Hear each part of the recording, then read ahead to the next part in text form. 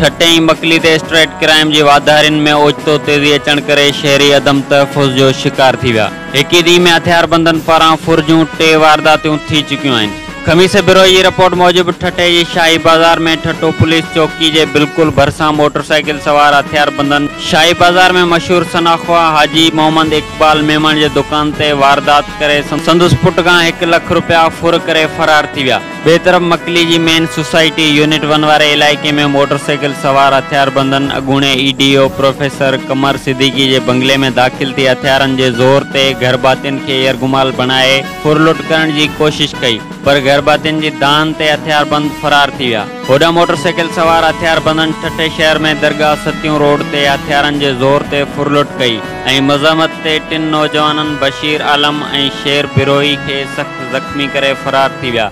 इलाइक़े अंदरि ओचितो फुर जी वारदातनि ते शहरी ख़ौफ़ में वठिजी विया आहिनि।